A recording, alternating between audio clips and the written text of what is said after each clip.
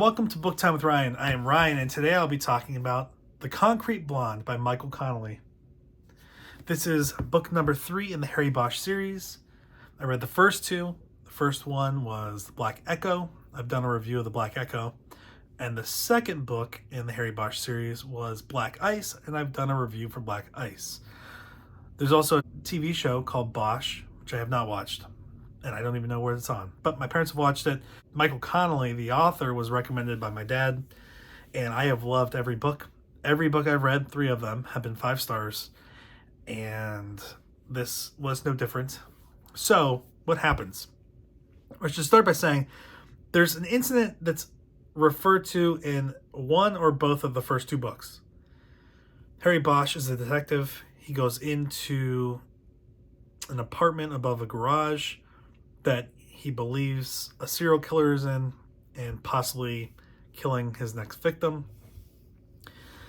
Begin to kind of a standoff, and this guy goes to reach for something under a pillow, and Bosch tells him not to, but he does it anyway, and he shoots and kills him. And it turns out that the guy was reaching for a toupee under the pillow. Why?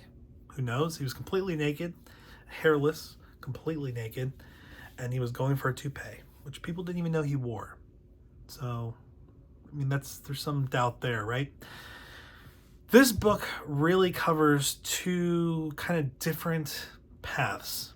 We frequently are in court with Harry Bosch, who is being sued for that incident, that killing, by Church, that's the serial killer's widow. She's being represented by a woman named Honey Chandler, and people call her Money derogatorily because she makes some money off of this. She's supposed to be a really, really aggressive lawyer. When he's not in court, he is doing his police work. This is 4 years after the shooting. And that shooting, Church, was found to have killed a number of women. 11, although we find later that it might not be 11. But the thing that happens during this is another letter written to Harry Bosch from a killer who may be a copycat is sent during the hearing, and it directs police to a body that's in concrete, was dumped in concrete, and once they do some of the forensic work, they figure out that the body was from probably 2.5 years ago. But it's done in the same way as the other Church killings. And there are things that happen with the body that were not released at the time that she was killed to the public. So the question is, did Harry Bosch kill the wrong person? Is there a second killer, a second serial killer out there? What's happening? And this book goes into that. So I'm not going to talk about what they find, but I will say that I love these Harry Bosch books because they keep you guessing until the very end. And that's the kind of book I like. It is kind of violent.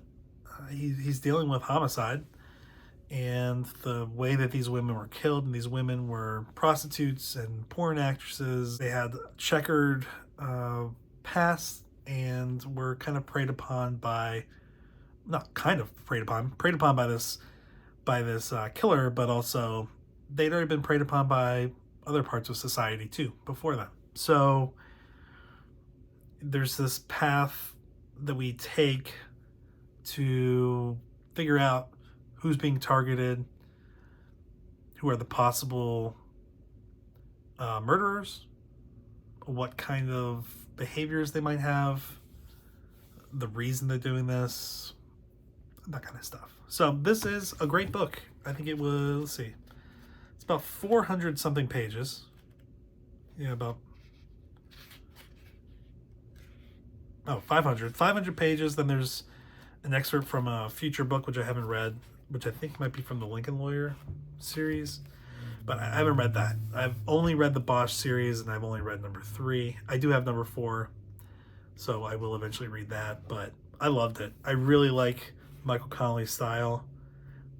I like his approach. Harry Bosch he's a respectable character who does things for the right reason, but he does break a lot of rules. And when he's breaking the rules, it's generally for the right reason, but then the question is there a better way to do it than breaking the rules? And because breaking the rules in law can create major problems in court. So that's the book. Awesome book. Loved it. That's the third book in the Bosch series. I've loved every single one, and I can't wait to read book number 4. After book number 4, there starts to be some overlap between the different series. So I knew that I could read 1 through 4, and it would be strictly Bosch. After I read the 4th book, I'm going to have to figure out, do I read the other books from the other series that may have tie-ins with this series or may have some overlap, or do I just continue on with the Bosch series and then at some point double back and start reading other series in chronological order? I don't know. I haven't made that decision yet. I'm reading something else, and then I'll come back to Connelly in a few books, I think, because I really do. Once I read them, I kind of get the fever to read more Michael Connelly. So that's where we are. One thing I don't like about books. This is a real person's. I assume this is a real person's face. Now, I don't have a problem with her being on there or being a person who is being photographed for a cover. I just don't like covers with real photographs on them for fictional books, because you're kind of being forced now to put a face to the character that you're reading about. And I don't think she's really blonde. She has not been decomposed in concrete for 2.5 years.